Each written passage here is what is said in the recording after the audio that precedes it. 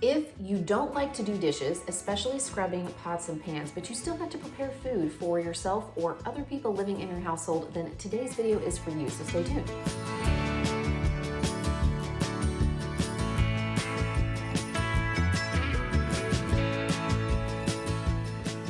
Welcome back to my kitchen. If you are new here, I am so glad that you found me. Today, I am sharing with you a video that features all one pan recipes. That means that all of these recipes just required one pan or one pot to make, which I love because it's less dishes for me to do at the end of the night.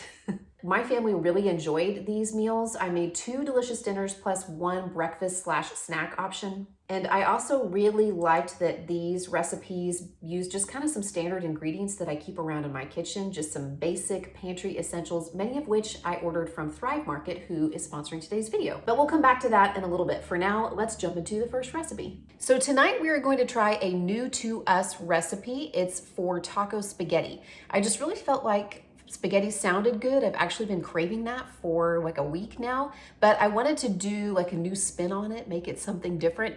And we've had some pasta dishes that are similar in style or flavor to this, but I haven't tried this one before. It's coming from the website Damn Delicious. I'll leave it linked in the description box below. Per the usual, I'm gonna take just a few liberties. I'm gonna just make a few adjustments according to our tastes, according to what we have on hand, how many people I wanna feed with this recipe. So let me show you the ingredients for this and we'll get started. Here are the ingredients that I'm going to use to make this. Pretty basic stuff.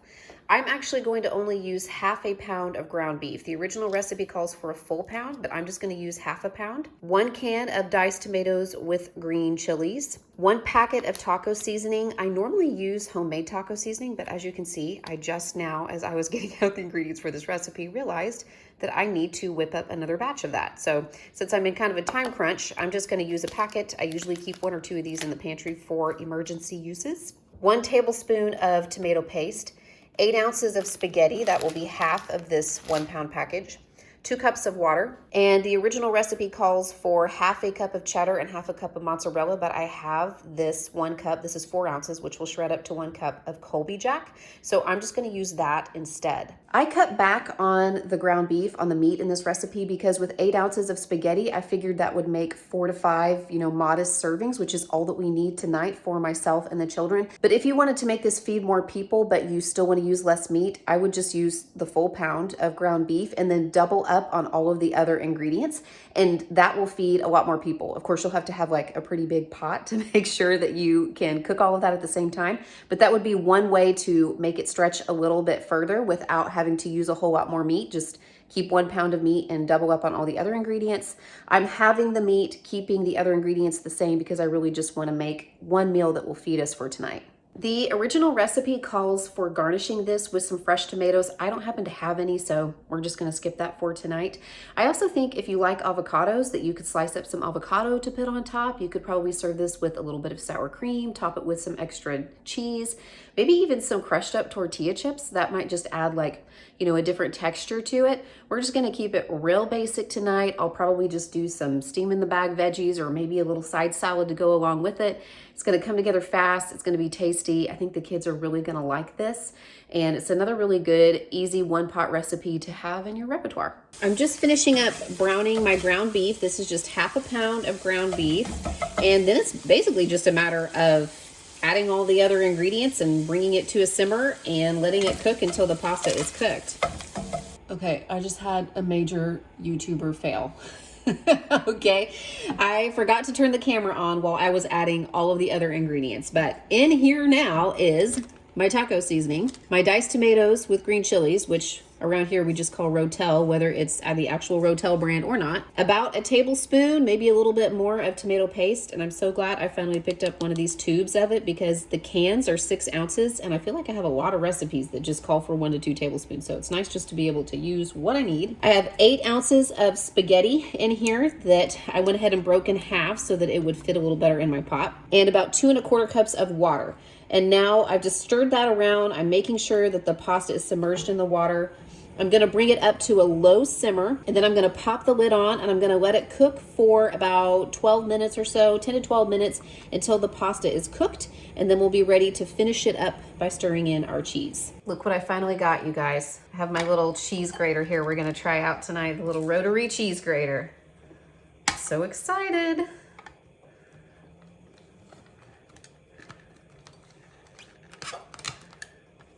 Okay, so I've got to figure out, how do I make it suction to the, oh, okay.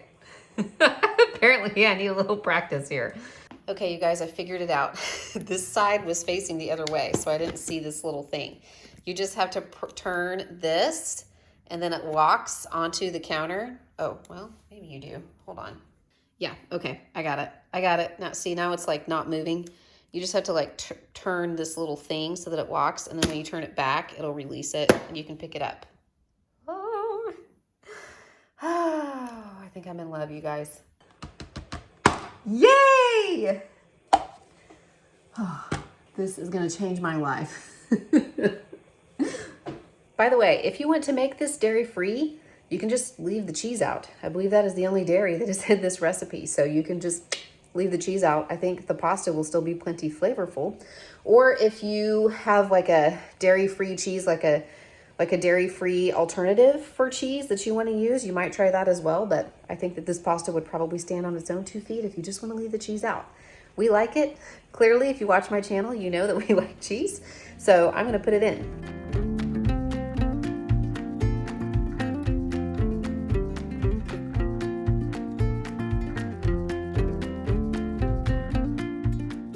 Okay, here it is. It smells amazing. I cannot wait to try it. I just have a salad and a little bit of fruit to go along with it, and that is dinner tonight. Yum. Okay, I just had to come back on here and say that I just tried this, and it is so good. It's so simple, but it's so good, and it's such a nice little take on just your classic spaghetti. You know, it's nice to just give it a little twist, dress it up a little bit differently so that it's something different. I mean, if you have young kids in the house, you probably know that spaghetti is just like a way of life. It's just one of the things that everybody will eat. And we love spaghetti in just the traditional format, but man, this is really, really good. This is gonna hit the spot tonight. Yummy. 2 thumbs up. Like sauce on my chin. I'm so excited to be working again with Thrive Market to bring you guys today's video. Thrive Market is an online grocery retailer, so you can go on their website, you can pick out the things that you want to order, and they will send it right to your doorstep. I feel like Thrive Market offers a lot of specialty items. They have a lot of organic items, a lot of gluten-free items. You can even sort their website according to your dietary preferences, like if you're doing paleo, if you're eating gluten-free, if you're doing keto, if you have a Mediterranean style diet, and you can look at the products that fit within those parameters. But it's also not a bad place to pick up some staples, you know, some pantry essentials. That's actually kind of the way I went with the order that I did this time. I just ordered some items that I like to keep on hand and use in lots of my recipes. For instance, I was really excited to see these diced tomatoes because they have no salt added, and fire roasted tomatoes, which I sometimes can't find in my grocery stores because they're either out or maybe they're not stocking them anymore. Has anybody else experienced some very picked over shelves in the pasta aisle? Is that just me? I'm not able to find as much pasta, and sometimes I'm not able to find these specific kinds that I'm looking for. So I was very happy to see that they had this it's bow tie pasta, okay? Let's not get fancy. But I was very excited that they had this because I love to use this in some of my recipes, and I haven't been able to find it in some of the grocery stores that I shop at frequently. Bay leaves are something that are a common ingredient for seasoning and flavoring like soups and stews and crock pot recipes, and a lot of times they leave them out because they're kind of pricey. So I was really excited to see this package of bay leaves. It's a 1/4 ounce package and it was a little over $3. By comparison, I pay about that same price for half as many. This package is half the size of this package, and this package was almost the same price, just a little bit more than this one, and they delivered it to my door. Thrive Market has a really fantastic deal for you guys today. They are offering 40% off your first order plus a free gift whenever you follow the link in the description box below, thrivemarket.com/cmindymom, and you sign up for a membership. If it's your first time, this would be a great time to stock up on things that you know that you need, especially if you need some specialty items, the kinds of things that I can't find in a typical grocery store or that are very expensive at certain grocery stores that actually carry them. In addition, Thrive Market has a one-to-one membership initiative. So for every membership that is purchased, they donate one to a family in need. And Thrive Market members have helped them give away over $4.5 million worth of food to people who are in need. So follow the link in the description box, thrivemarket.com/cmindymom, and go to their website, have a look around. When you get your membership, don't forget that you're getting a free gift plus 40% off your first order. And thank you again to Thrive Market for sponsoring today's video. Let's get back to it. Here are the ingredients for the cheeseburger potato soup. I'm using half a pound of ground beef, 1 stalk of celery chopped, about a cup, well, maybe 3/4 of a cup of chopped carrots, probably 2 medium carrots. This is actually a handful of baby carrots that I chopped up because I was out of just regular carrots. So that's, about 3/4 of a cup of chopped carrots, about 1/4 of an onion chopped. I'm going to use some garlic, probably about a teaspoon, 1 to 2 garlic cloves of minced garlic. This is 3 tablespoons or so of flour, and if you wanted to keep this recipe completely gluten-free, you could do a cornstarch slurry instead of the flour. I'm going to use 1.5 cups of chicken broth, a cup of half and half. And for the potatoes, you can use russet potatoes. You can peel and chop into cubes some russet potatoes, probably 3 to 4 medium potatoes. But these are the potatoes that I have on hand. I actually purchased these for a different recipe, for a different video that I ended up not making. And so I really need to use these. This is just 1.5 pounds of the little potatoes, the golden potatoes.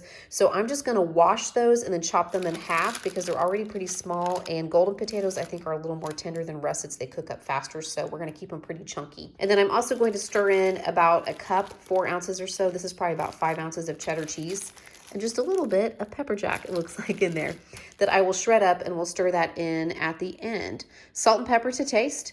Let's get that going. I am browning my ground beef, and I'm letting the onions, carrot, and celery saute along with it.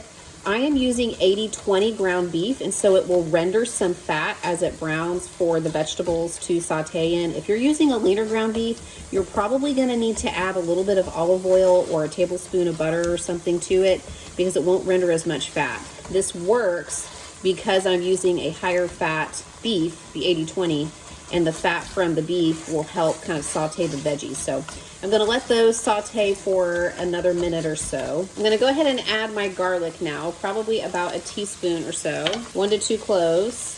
Let's give that a stir.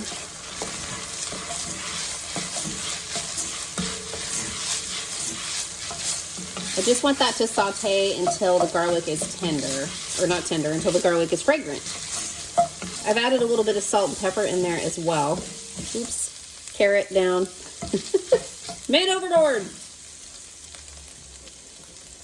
Boop. Now I'm just going to sprinkle in my flour and stir that around. I want that to soak up the rest of the grease from the meat and that everything has been sauteing in. I'm just going to let that cook until the, flour taste is cooked out. That takes about a minute or two. Okay, time to add my potatoes and my chicken broth, which for me is just water and broth base.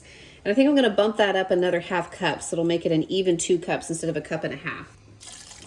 Because I want to be able to submerge my potatoes. So I'm going to bring this up to a boil, reduce the heat to simmer, and cover it until the potatoes are cooked. Probably about 15 to 20 minutes on this particular kind of potato. My potatoes are tender, and I don't really want them to get mushy. So they're still, like whole potatoes. Well, they're half potatoes, but they're not going to completely break down here in the soup. So now I'm going to add my half and half. I'll be honest, I'm not measuring this, but it's probably going to be about a cup. And my shredded cheese. Give that a little stir. Okay, I'm going to pop the lid back on, and I have the heat turned all the way down to low. I just want this to kind of heat through again, so it'll take about 4 or 5 minutes, and then I think I'll just turn the stove off, but keep the lid on for another 4 or 5 minutes and kind of let the potatoes steam just a little bit.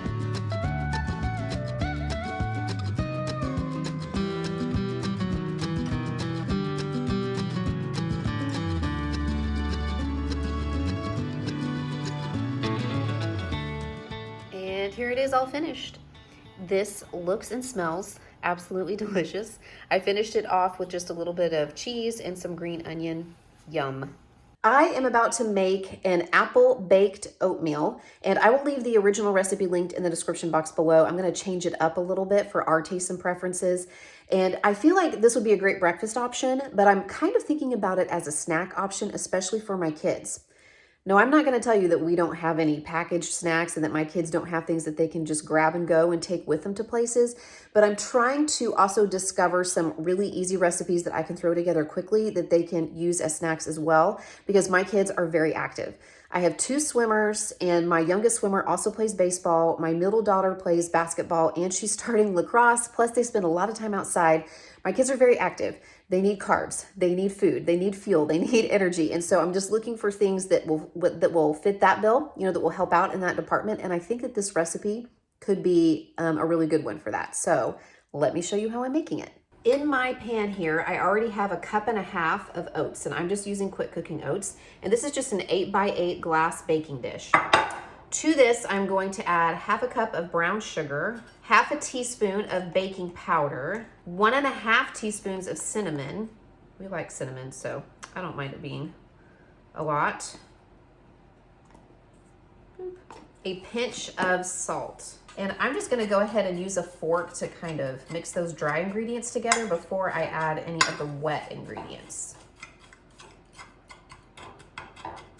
My brown sugar is a little bit dry here, so I'm actually gonna put one of the peels from the apples that I just peeled and cored and chopped in here.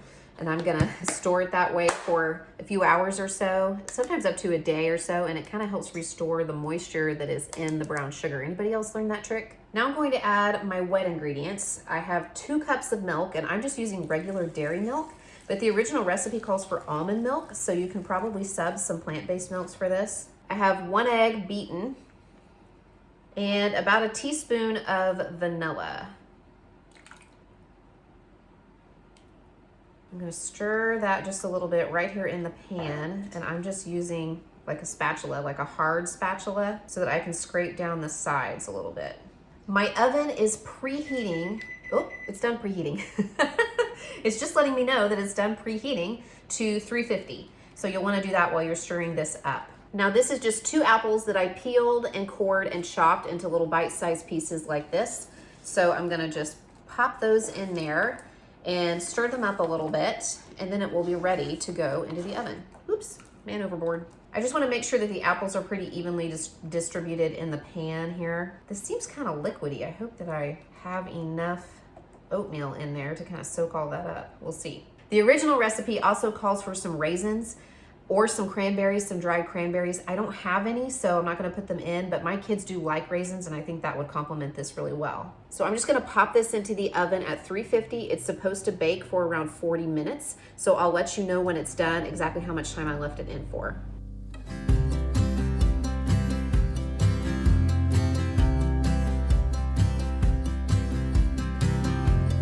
Okay, future Mindy hopping back on here to tell you that I almost did not include this baked oatmeal recipe in this video. It's not that it was bad, it tasted okay. It was sweet. I really liked this cinnamony apple addition to the oatmeal. I just didn't love it. I was just kind of underwhelmed by it. But then I popped it into the refrigerator. So I let it cool down and I sliced it up and I put it in a container and put it into the refrigerator. And I have to say that it is much better chilled. I actually really like it that way. So if you are making this, that's what I recommend. Go ahead and make it and let it cool down and then slice it up and put it in the refrigerator and eat it from the refrigerator, kind of like a baked overnight oats. Like you would make overnight oats, but it's like an oatmeal muffin almost, and it's chilled. So that's what I recommend. All right, friends, that is what I have for you today. I hope it was helpful and gave some ideas. Don't forget to visit the link in the description box below, thrivemarket.com/cmindymom. Sign up for your membership, get that free gift, plus stock up on all those essentials, those things that you know you use all the time whenever you have that 40% off your first order offer. Take advantage of that. And I will be sure to check in again with another video soon. Bye.